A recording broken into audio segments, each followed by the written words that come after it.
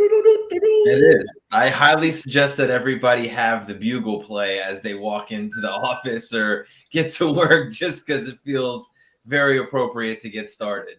The king has arrived, So some cool stuff. Welcome to a Wednesday morning. It is always Wisdom Wednesday. We are on the back slope, the downstroke, if you will, for March. We had a phenomenal March. Hopefully you had a good March. How was your day yesterday? Almost the end of the first quarter. The day was great yesterday. Good to be back in the routine of getting back to the gym, and I'd missed it on Monday because of the airport and stuff like that. Had some great coaching calls, unbelievable conversations about extreme ownership and passing ownership of solutions to people and just really developing as leaders, and stayed true to the process. Sent some great follow-up yesterday, videos, had some people that are on the hook and just kind of teetering. So sent some follow-up to them, and all good. Awesome. So good morning to Melody Smallwood. I'm assuming Melody is from Allied Benefits. I'll be speaking to them next Monday morning in Palm Beach. That's a safe assumption. That's a good assumption, don't you think? Yeah, I would say good morning, Melody. Welcome to the Daily Huddle. I'm excited to have the opportunity to speak with you. Speaking of speaking to, how about that video that Midas made? Fantastic video. I don't know if we're going to show it, but it was fantastic. We're not going to show it today. I will save it. But Midas is having their first national convention in a couple of years. It's in Kansas City. It's in a brand new Lowe's hotel. And yours truly is the keynote speaker to kick that bad boy off. So they embedded me into their promotional video to promote the event to their franchisees globally. And I got a copy of it last night. Thank you, Shay. It was really awesome. So I mean, I think if you just said to somebody like, hey, you want to go to the Midas convention, people would kind of look at you funny. But after watching that video, seems like the Midas convention is the place to be. What's so cool about it, they actually called out that the action happens at the bar. Yeah. Come, very cool. Listen, learn, and have fun at the bar. So really excited for that. Casey Sherwin is back in the house and telling on himself. Been a little while. Like, you're telling on yourself that you haven't been here. Like, it's accountability at its best, man. I gotta love it. Good morning, Michelle Shepard. You're on tap Monday night and Tuesday. So we got a great crowd today. We have a brand new segment that I promise you is going to be really fun. All of you will get engaged, but it's so much fun. I can't wait. So let's get to wake up music. We got a couple of things to talk about to light our fire, and then we're right into that new segment. Wake up, everybody! Get up! Get up! Get up! Get up! Wake up! Come on! Come on! Wake up, everybody! Teach a new way. Maybe then and listen what you have to say. Wake up, everybody! No more sleeping in there. No more about to thinking, time for thinking ahead. Come on now.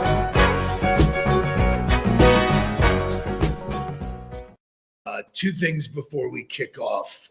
Lori Salarillo, thank you. So great.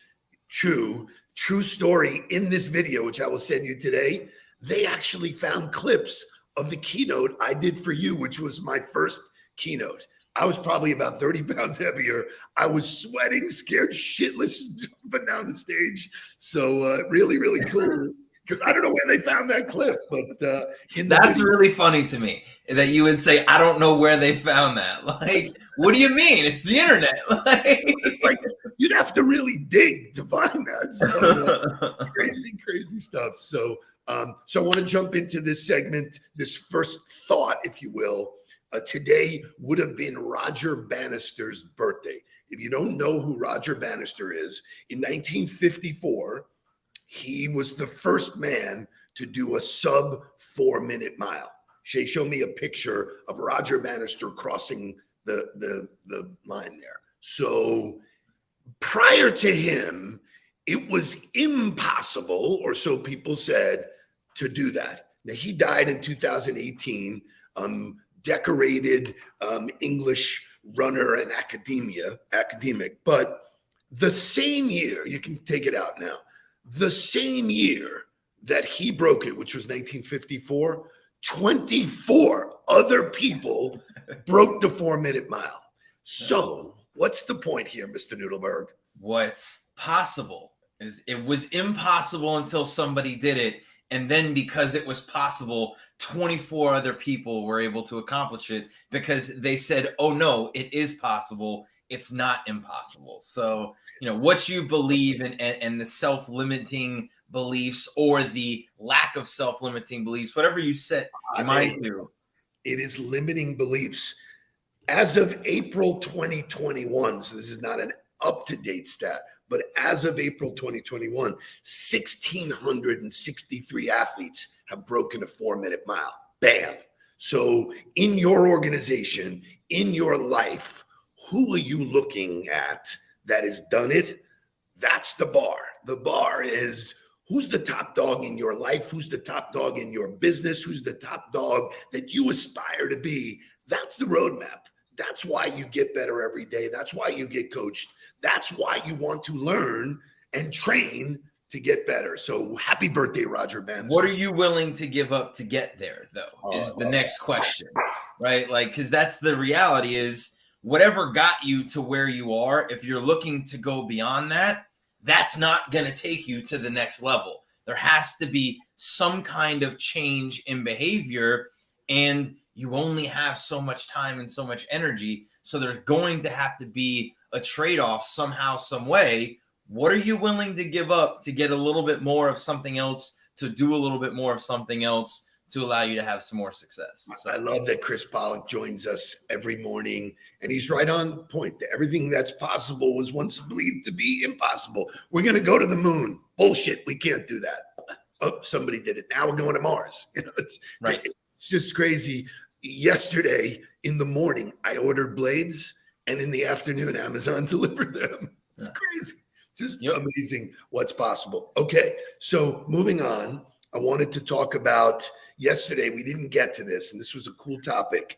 There's a CEO, a guy named Dan Price, who's the CEO of a company called Gravity. Great follow on LinkedIn if you guys don't follow him. Oh, he's great. Great follow on LinkedIn. He's so irreverent. He's so the new CEO. He's so the thing. So he comes up with the 10 words that could be the most intelligent. Show me the tweet. So they were talking about, he did a survey to figure out what his people really wanted when it came from this work from X, philosophy. Is it hybrid, office and home? Is it just home? Is it full office? And so he found out that 62% of his employees wanted to work strictly from home. And so he said, sounds great. Do whatever you want. As a CEO, what do I care? If you get your work done, that's all that matters. And I think that's really the understanding for us to become better leaders and embrace a better work environment or a new work environment is we can't define work by hours. Can't define work by sitting in a place and knowing that our feet are somewhere. We have to define work by what the actual work is. And it doesn't really matter how long it takes you to do it. You could be a CEO for 4 hours of your day and spend the other 4 hours of your day writing a book. As long as your work is done, whatever that work is defined as, you've done your job. And that's what I think is what matters, is the work. And so it's really funny is that the concept of done, I'm never done. Right. There's always something to do. I enjoy doing it. I am way, way deep back into the book, The Tipping Point, and I'm pulling stuff out that I had originally learned 20 years ago when he wrote the book. I'm digging it up about all of this stuff that I'm writing a white paper on, and that could be considered work, but I'm loving it. I love the fact that I was absolutely obsessed and curious about what I learned then that I now can put in a different context. And what you said about not being done is an important part. Like, I love working with Citi. they have new initiative upon new initiative upon new initiative.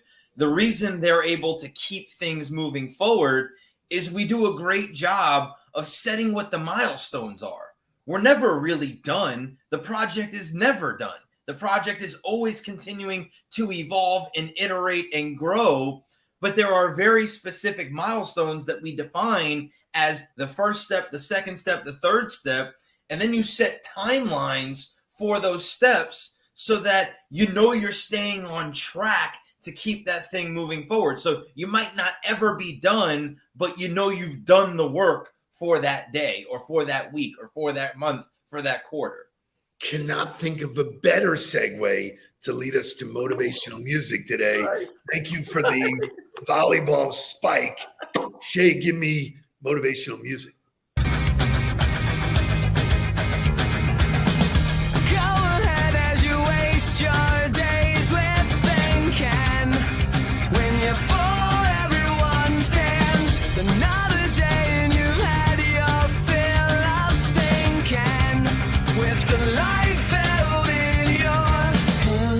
Shaking cold, these hands are meant to hold. Think too big, when all you gotta keep is strong. Move along like I know you do.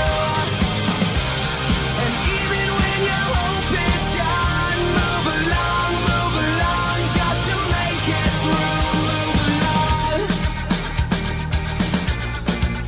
Move along.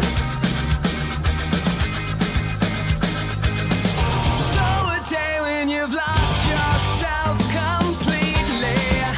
Could be a night when your life ends. Such a heart that will lead you to deceiving. All the pain held in your hands are shaking cold. Your hands are mine to hold. Speak to me when all you gotta keep is strong. Move along. Awesome. Can you name the band? No shot. The All-American Rejects. Yes. Excellent, Joy. Perfect. That is absolutely perfect. So move along, keep moving.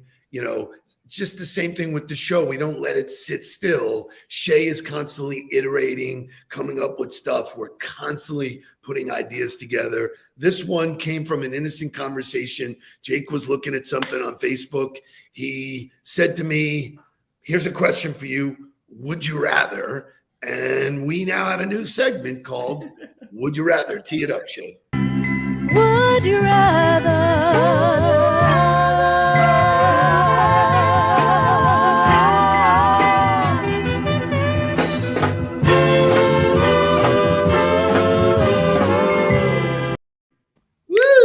Would you rather, baby? Would you rather? So I am going to pepper you with would you rather questions, which I would love audience participation. The first question. We would love for you guys to chime in here with your would you rathers. Absolutely.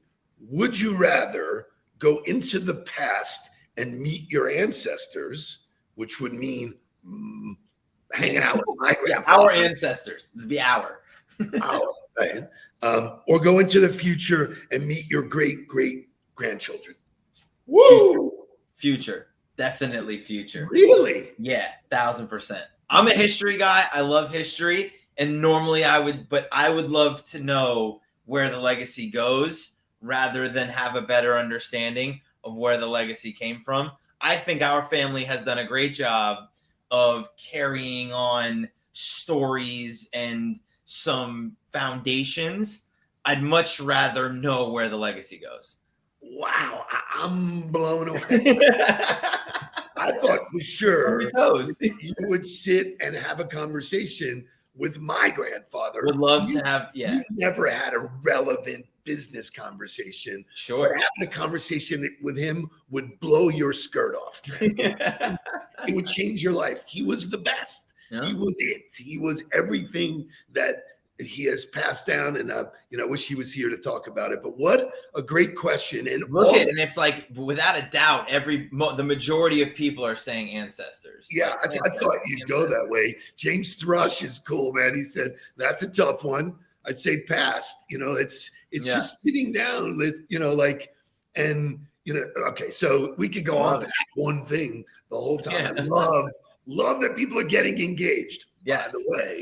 By the way, makes for great conversation, which is what great social media is. Yeah. That's the question. Take any of you, put it in your social media, start the conversation, see where it goes. Number 2, and I love this. This is so relevant to how we coach and what we do. Would you rather have more time or more money? More time. More time. Always more time. Unpack it for me. Tell me why. So in my opinion, money is nebulous. Money comes from the way you do the things you do and how much time you can afford to do the things you do. So like it always equates back to activity for me and how well you do the activity. If I have more time, I'm able to do more or allocate more time to my priorities and the things that I love, which will equate to more money or more happiness or more joy. So it's never about the money. And if it's about the money, you're doing it for the wrong reasons. So it's just hilarious because you can make more money. You can't make more time. Right.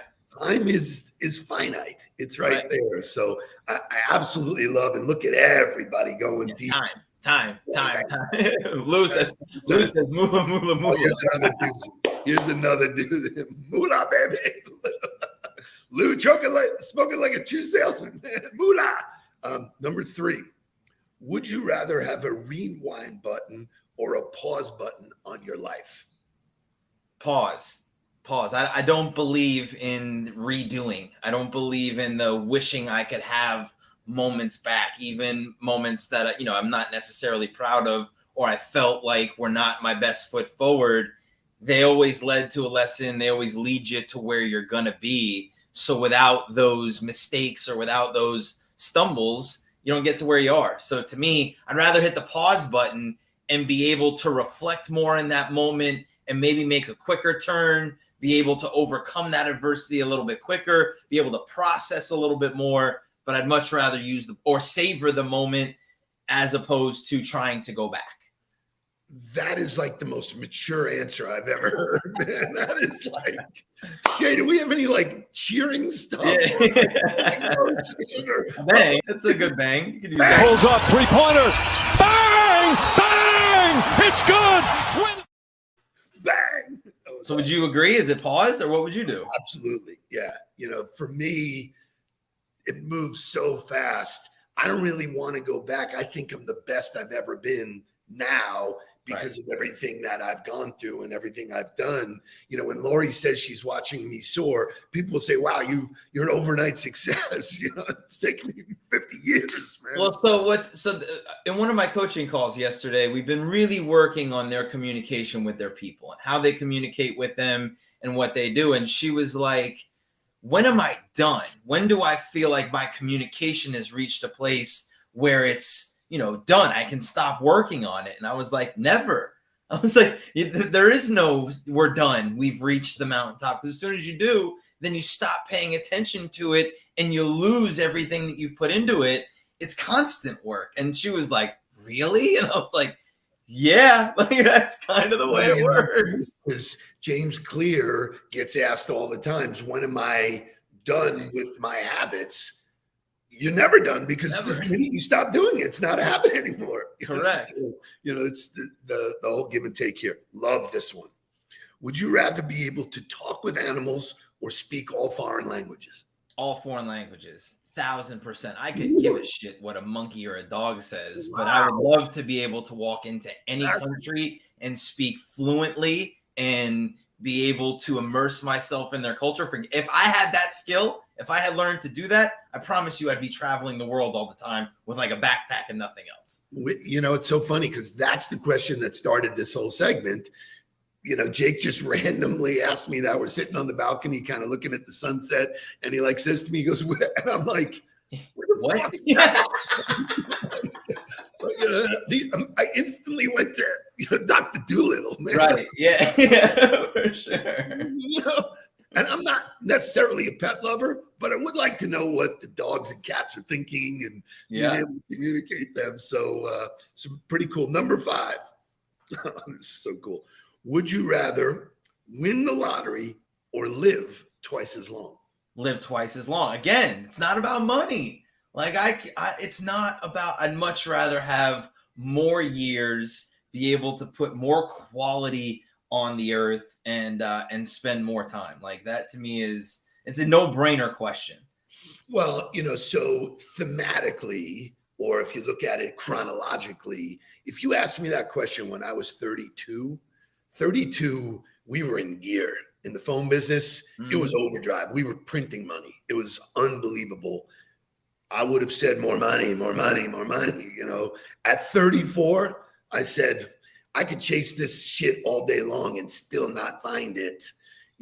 So the paradigm shift changed, took me the next, 20 years to figure out it was never about money. It's about time and relationships and quality. It's like what Jesse Itzer says, like he uses his money to get more time, right? So like, while more money would be great, winning the lottery would be great, only if it allows me to have more time to do the things that I really want to do and the things that you're passionate about. So I think living is the hands down the answer. Jeanette is coming to us, I think, from Chicago. She's in she comes from the James Thrush. But she world. does. Yes, she does. Thank you for that introduction. Yes, all good stuff. So I think we have come to the end of our segment. That was a fun segment. Thanks for playing along, guys. Wasn't that fun? Fun. And here's the takeaway. All of these kind of questions, would you rather, is just a question. I'll close it out. Mark, would you rather eat Twinkies or Oreos? Oreos, hands down Oreos. It's not even a question. If you ask that question to anybody, if they don't have an answer, run for the hills. Doesn't matter. Just run for the hills, because that's a great segment. It's a great thing to do. It's a great way to break the ice with people. Do you like bourbon or vodka? Would you rather have this? All of this kind of stuff. We'll be dreaming them up for next week. Good morning, Andy Smith. By the way, one of the most fun coaching engagements I'm in. That guy is squeezing the lemon on me every time we get on the call. Love it, love it, love it. Thank you, everybody. Thanks for really taking to the new segment. It's on you tomorrow to raise the bar, my son. We'll do it. We'll see you. Let's get down to business. Please don't worry about me. I'm about to let my heart speak. My friends keep telling me to leave this. So let's get down to business. Let's get down to business. Give you one more night.